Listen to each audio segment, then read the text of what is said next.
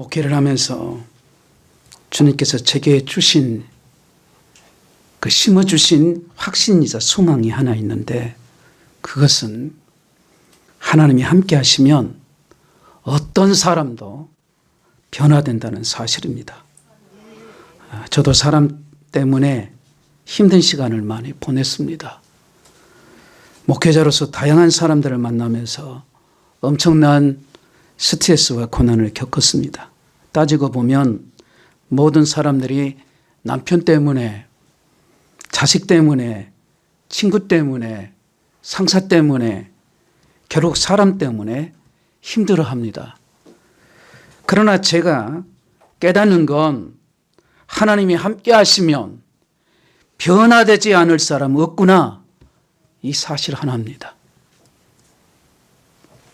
에베소서 4장 17절에서 24절까지 이 말씀이 이루어지면 25절에서 32절까지의 결과가 나옵니다. 30절은 결과를 아우르는 믿음의 말씀입니다.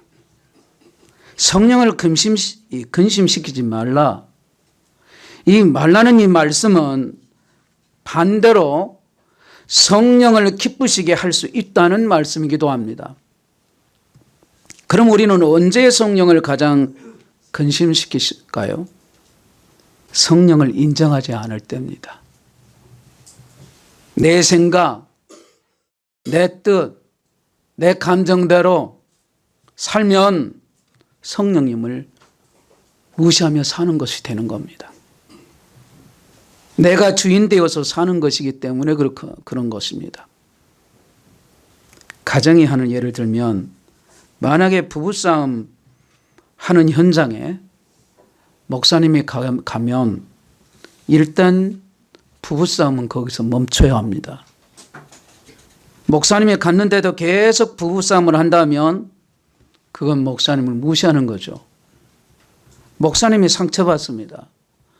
목사님 앞에서 계속 부부싸움을 이어간다면 자신의 감정이 1등입니다. 성령님을 근심시킨다는 것도 똑같습니다. 성령님이 우리와 함께 계십니다. 그런데 내 마음대로, 내 감정대로, 내 생각대로 그렇게 행하면, 다른 것이 개입할 때 방어하고 화를 내고 성을 쌓는다면 그것은 성령 하나님을 무시하는 것입니다.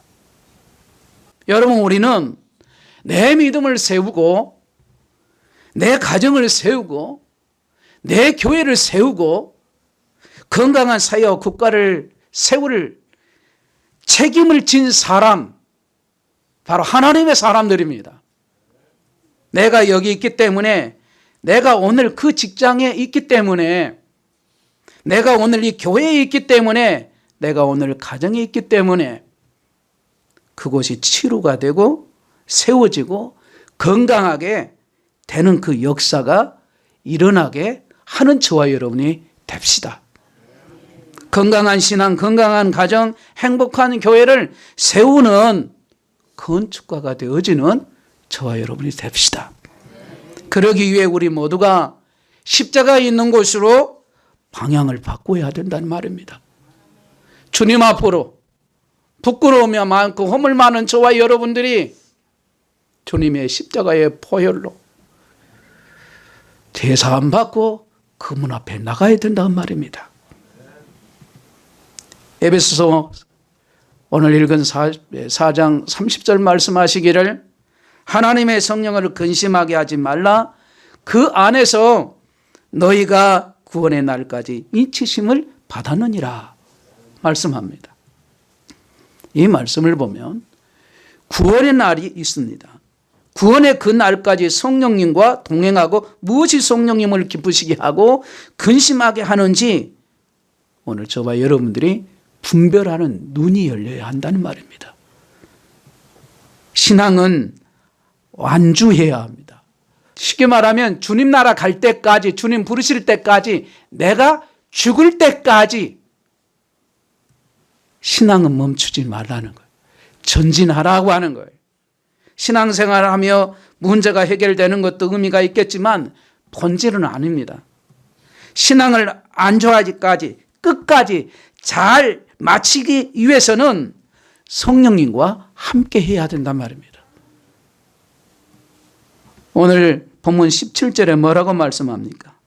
그러므로 내가 이것을 말하며 주 안에서 증언하노니 이제부터 너희는 이방인이 그 마음에 허망한 것으로 행함같이 행하지 말라. 이렇게 말씀합니다. 17절에 보면은 그러므로 그렇게 나오죠. 이 그러므로는 앞서 나온 말씀들을 받는 접속 부사인데 15절 16절과 직접 연결되어 있습니다. 그리고 15절에 말씀하기를 오직 사랑 안에서 참된 것을 하여 범사에 그에게까지 자랄지라 그는 머리니 곧 그리스도라 말씀합니다. 이 말씀을 보면 범사에 그에게까지 자랄지라라고 말씀하죠. 범사란 말은 모든 것, 모든 일, 모든 곳에서 그리스도의 장성한 분량까지 이르러야 한다는 사실을 우리에게 말씀해 주고 있는 거죠. 성숙해졌고 사람을 품을 수 있는 따뜻한 마음이 생겼고 선한 영향력을 끼칠 수 있는 힘이 생겼다면 오직 예수 그리스도로 바로 비롯되어야 한다는 말씀인 겁니다. 16절 말씀하시기를 그에게서 온몸이 각 마디를 통하여 도움을 받음으로 연결되고 결합되어 각 지체의 분량대로 역사하여 그 몸을 자라게 하며 사랑에서 스스로 세우느니라 말씀합니다. 예수 그리스도의 장성한 분량까지 이르려면 예수님과 연결되어 예수님으로부터 도움을 받고 힘을 받아야 한다는 말씀이죠. 그래서 본문에는 이방인처럼 살면 안 된다 그랬어요. 이방인은 오늘 이 시대로 말하면 하나님 안 믿는 사람, 예수 그리스도를 믿지 않는 사람 말하죠. 그러니까 이방인처럼 살면 하나님을 떠나 있는 사람, 안 믿는 사람처럼 살면 하나님의 생명에서 어떻게 됐다 그랬습니까? 하나님의 생명에서 떠나서 살게 된다는 거예요. 예수님으로부터 배우고 예수님으로부터 충족되어야 합니다. 안 믿는 사람처럼 이방인들처럼 살면 어떻게 된다고 말합니까? 마음이 허망해진다고 그래요. 허망해지게 된다.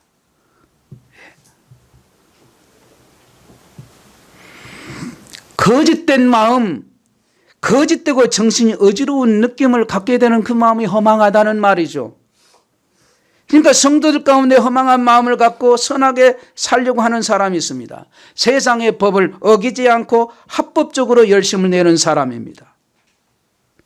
여러분, 저를 한번 봐주십시오. 아무리 마음을 채우려고 해도요, 이 마음이 채워지지 않는 거, 그것이 허망함입니다. 하나님이 채워주셔야 채워지는 거예요. 저와 여러분의 마음은 그 다른 어떤 걸로 채울 수 있는 게 아니에요. 마음이 허망하게 되면 수단이 목적이 되어버립니다. 행복이 목적이라면 행복을 위해서 돈과 건강, 사회적 위치 등이 필요해요. 마음이 허망하게 되면 돈과 건강, 사회적 위치가 목적이 되어버려요. 수단이 목적이 되어버립니다. 여러분, 오병이의 기적을 성경에 한번 생각을 해보세요. 다 아는 말씀 아닙니까? 하나님께서, 즉 예수님께서 수만 명 앞에서 떡 5개와 물고기 2마리를 갖고 하늘을 우러러 축사하시고 사람들에게 나눠주게 하십니다. 거기에는 장경, 그러니까 남자 20세 이상, 그러니까 5천 명을 먹이는 사건이니까 아이들까지 포함하면 그 최소한 2만 5천은 넘을 거란 말이에요. 그렇게 받아먹는 사람들은 당연한 마음으로 그것을 먹었을까요? 아닙니다. 놀라웠을 것입니다. 예수님께서 베푸신 그 기적을 본 백성들에게는 예수님에 대한 열망이 생깁니다. 왕이 되어달라고 예수님께 부르짖습니다. 정말 간절하게 매달리고 부르짖습니다. 그런데 예수님께서는 그 백성들을 뿌리치십니다. 성경에 보면 무리라는 말을 나와요. 그 무리들을 뿌리쳐요. 제자들을 바다 건너편에 보내시고 예수님께서는 산으로 가셔서 기도를 하십니다. 예수님 눈으로 볼 때 그 수만 명의 사람들은 무리들이었어요. 진짜 예수님 믿고 거듭난 사람이 아니었다는 걸 알 수가 있어요. 교회 성도들의 계산법이 그렇게 돼야 합니다. 양적인 숫자를 계산하는 게 아닙니다. 내 자아가 십자가에서 예수님과 연합하여 죽고 예수님과 연합하여 살아가는 사람이 성도입니다. 성도의 수는 그렇게 세어야 돼요. 그렇지 않으면 숫자의 허망함에 무너져요. 마음이 하늘의 보좌 우편에 있지 않고 수단이 목적이 되면 망합니다. 수단이 목적이 되는 허망한 삶은 이방인들의 것, 하나님을 안 믿는 사람의 것들이란 말이죠. 허망한 인생들이 어두워졌습니다. 총명이란 말은 영리하고 경력이 좋다는 뜻이죠. 성영리하고 재주가 있다는 그런 뜻이에요. 원래 사전적인 의미는. 그런데 그 총자를 보면 귀가 밝아진다는 뜻이에요. 한자로는 귀 밝은 총자를 썼어요. 총명이 어두워지게 되면 어떻게 된다고 말씀합니까? 마음이 굳어져서 하나님의 생명에서 떠나 있다는 것을 말하고 있어요. 여러분, 이 말씀을 대하는 저와 여러분은 정말 이건 두려워야 하는 겁니다. 무서운 말씀이에요. 19절 말씀에 그들이 감각 없는 자가 되어 자신을 방탕에 방임하여 모든 더러운 것을 욕심으로 행하되, 이렇게 말씀합니다. 감각이 없는 자가 되어서 자신을 방탕에 방임한다고 말하고 있습니다. 그리고 그 더러운 것을 욕심으로 행한다고 말씀하고 있어요. 욕심으로 행한다. 여러분, 여러분의 마음으로 한번 들여다봐야 합니다. 한 예를 한번 들어보겠습니다. 재벌 2세가 2달에 한 번씩 차를 바꾸고 한 달에 한 번씩 여자를 바꾼다 한다면 여러분은 불쌍하다고 여겨지십니까? 불쌍하게 보여야 합니다. 그런데 혹시 속마음으로는 부럽지 않습니까? 하나님의 생명에서 떠나 있으면 불쌍하게 여겨야 할 것을 오히려 부러워해요. 부러워합니다. 어떤 사람의 자녀가 믿음은 하나도 없는데 명문대에 들어갔습니다. 그것이 불쌍한 일입니까? 부러운 일입니까? 표정들이 두 가지 다요. 그러고 말이에요. 믿음이 하나도 없는 남편이 총선에서 국회의원에 당선됐다면 불쌍한 일입니까? 부러운 일입니까? 한쪽편에서는 보니까 두 가지 다 이런 것 같아. 불쌍해야 하는데 우리에게는 그것이 부러운 일이 됩니다. 왜 그럽니까? 왜 부럽게 생각합니까? 하나님을 모르는데, 안 믿는데 영적으로 병들었기 때문에요. 저는 이것이 무서운 거고, 내가 영적으로 병든 걸 모르는 것이 더 무서운 일 아니겠냐 이 말이죠. 부러워해야 할 것과 불쌍하게 여겨야 할 것이 섞여 있습니다. 불쌍하게 여겨야 할 것을 오히려 부러워하고 주님 앞에 나와 간절히 부르짖고 있는 것은 아닐까. 여러분이나 저나 우리의 모습, 저와 여러분의 모습을 볼 수 있어야 합니다. 스스로 지금 이방인처럼 살고 있다는 것이 인정되지 않느냐 이 말입니다. 그 인정하는 것이 회개의 시작이에요. 다시 반복합니다. 그걸 인정하는 것이 회개의 시작이란 말입니다. 그래야 고쳐지기 때문에 그래요. 마음에 무엇에 담겨 있는지 인정하고 긍휼을 구해야 할 때인데 긍휼을 구하지 않고 사는 사람이 되는 거죠. 이것이 무섭다는 얘기예요. 연예인들처럼 인기로 사는 사람은 다른 사람의 마음에 자신이 없으면 무너져요. 인기는 상대방의 마음에 있는 나를 먹고 사는 것이기 때문에. 그런데 크리스찬은 마음에 예수님이 있기를 원하는 사람이 저와 여러분들이에요. 예수님을 영접하면 저와 여러분은 마음에 예수님을 모시고 사는 사람이란 말입니다. 여러분, 우리가 대기업 회장을 만나면요, 풍겨 나오는 에너지와 기운을 쉽게 이기지를 못합니다. 정치인을 잘 비판하지만요, 한 정당의 대표와 자리를 함께 딱 하게 되면요, 하고 싶은 이야기를 다 하지를 못해요. 그 앞에서는. 대통령을 잘 비판하면서도 막상 대통령 앞에 서면 그 후광에 하고 싶은 말을 다 하지를 못합니다.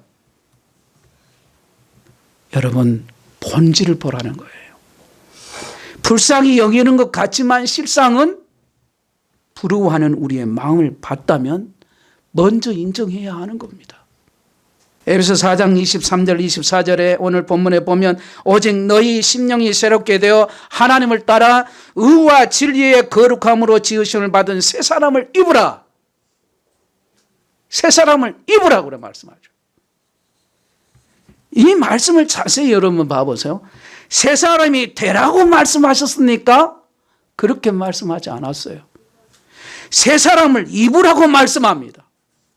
새 사람을 입으라고 지금 말씀하지 않았습니까? 새 사람 입으라는 까닭은 입으면 보이기 때문에 그래요. 옛사람을 벗어버리면 벗은 것이 보입니다. 새 사람은 무엇으로 입습니까? 하나님의 의와 진리의 거룩함입니다. 의와 진리의 거룩함을 입어야 새 사람이라 그렇게 말하는 겁니다. 여러분은 거룩은 구별하는 거예요. 구별되는 겁니다. 구별하지 않는 것으로 구별되는 것이 거룩입니다. 그래서 거룩은 마음을 지켰다는 뜻이에요. 주님으로 마음이 채워지고 채워질수록 저와 여러분들은 어떻게 되냐면 거룩해져요. 구별되는 하나님의 자녀로서 계속해서 거룩해지는 거예요.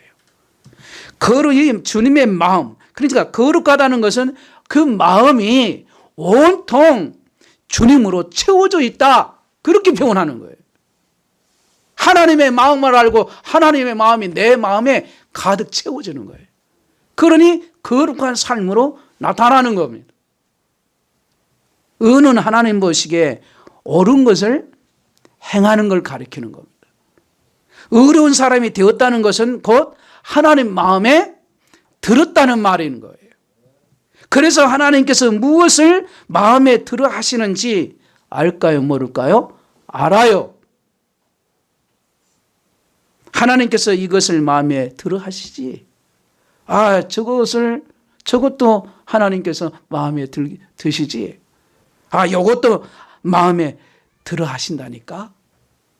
이렇게 하나님께서 마음에 들어 하는 것의 종류가 마음에 많아지게 된다는 말입니다.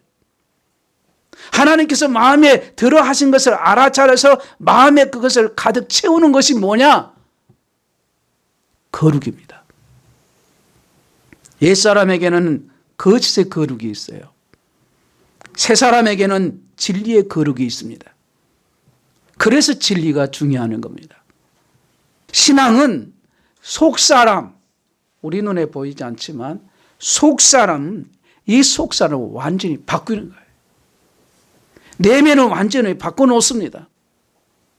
그러나 우리에게는 거짓된 거룩이 많이 있습니다.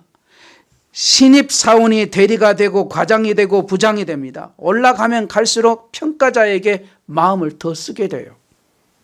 올라갈수록 파별도 심해지고 마음을 그것에 계속 쓰는 것이 거짓된 거룩이란 말이에요. 새 사람을 입는 것은 여러분 추상적인 개념이 아닙니다. 예수님을 안다는 것은 실제예요. 이론이 아닙니다. 실제예요. 예수님이 삶에서 1등 되어야 됩니다. 첫 번째 자리, 예수님이 계셔야 할 자리에 다른 무엇이 그것을 채우려고 하는 것, 그것이 거짓된 거룩이라고 말하는 겁니다.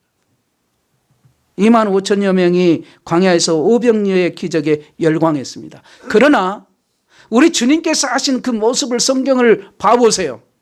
주님께서는 많은 숫자가 허수인 것처럼 행하셨어요. 숫자와 덩치가 중요한 것이 아니라 크든 작든 그 마음에 1등 대신 예수님이 중요하다는 말이죠. 하나님께서 마음에 들어 하시는 것을 우리 마음에 채우려고 하는 진리의 거룩함을 입었을 때 그 사람을 가리켜서 오늘 본문에 새 사람이라고 말하는 겁니다. 근데 이 사람은 그 새 사람을 입을 때 당당하게 살아요. 인생을 거침없이 당당하게 멋지게 인생을 삽니다. 인기 하나 버리지 못하는 실존. 그래서 십자가로 달려가요. 돈에 대해서 유난히 예민한 분들 십자가에서 죽기를 축복합니다. 아멘이 적어요. 왜 안 죽었으니까. 저도 여러분도 죽어야 돼요. 죽으면 살아요. 사람과의 관계에서 힘들어하고 못 견뎌 하시는 분들, 인정받지 못해서 안달하신 분들, 여러분 기억할 게 있습니다. 주님이 계십니다. 주님께서 우리와 함께 십자가에서 죽을 수 있다고 말씀하셨어요. 예수님의 그 마음을 깨달았다면 성령을 기쁘시게 함으로 구원의 날까지 인치신다는 말씀의 뜻을 깊이 깨닫게 된다 그 말입니다. 여러분 에덴 동산, 그 에덴 그러면 기쁨이란 뜻이죠. 에덴에 이미 기쁨이 가득했는데도 인간은 또 다른 기쁨을 누리려고 사단의 게임에 그 게임에 넘어가서 선악과를 따먹습니다. 인간은 선악과를 먹었기에 선과 악을 분별하게 됩니다. 그게 뭐가 나쁘냐고 반문할 수도 있어요. 그러나 그것이 원죄입니다. 선악과를 먹기 전에는 하나님이 기준이 되었어요. 하나님으로 살아갔습니다. 그러나 선악과를 먹은 뒤에는 선과 악이 피로해졌어요. 돈이 좋다는 개념을 사단이 줬습니다. 돈이 좋다는 개념이 마음에 들어오면 돈이 마음에 딱 달라붙기 시작해요. 선악과를 먹기 전에는 돈이 좋다는 개념이 아니라 하나님이 마음에 들어와 있었기 때문에 진정한 기쁨이 그에게 있는 거예요. 하나님 때문에.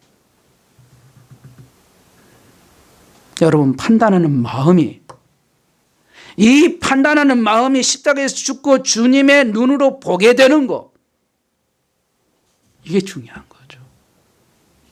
다른 사람을 정죄가 안 돼요. 궁일이 여기는 마음이 생겨요. 불쌍해지는 마음이 생겨요. 그래서 기도가 돼요. 십자가에서 내 자아가, 내 고집, 내 혈기가, 내 성질이 죽게 되면 내 뜻대로가 아니라 아버지 뜻대로 하시옵소서라고 기도가 시작되는 거예요. 옛사람은 거룩을 흉내냅니다.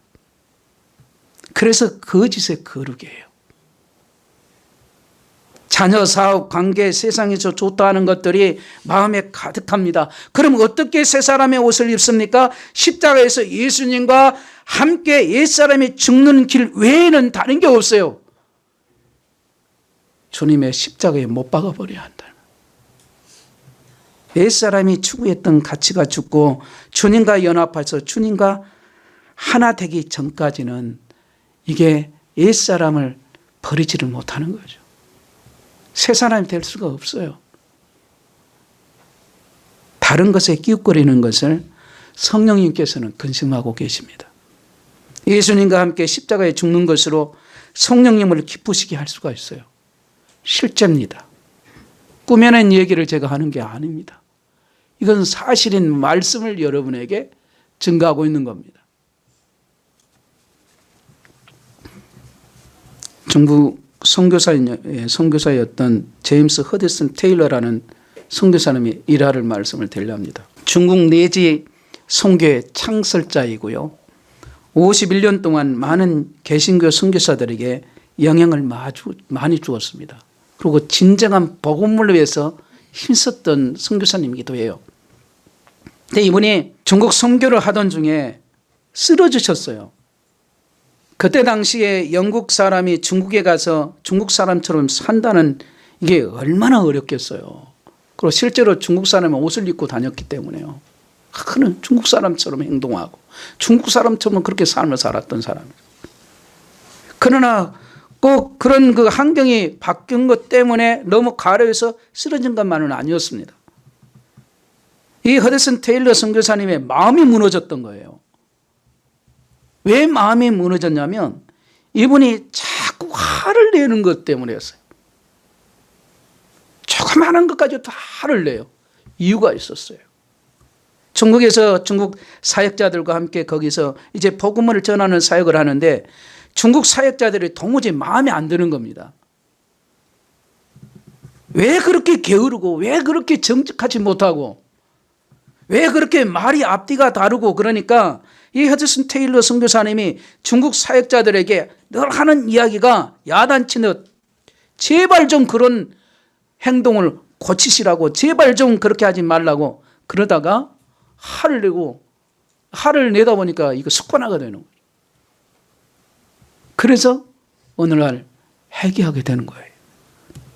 내가 또 화를 냈구나.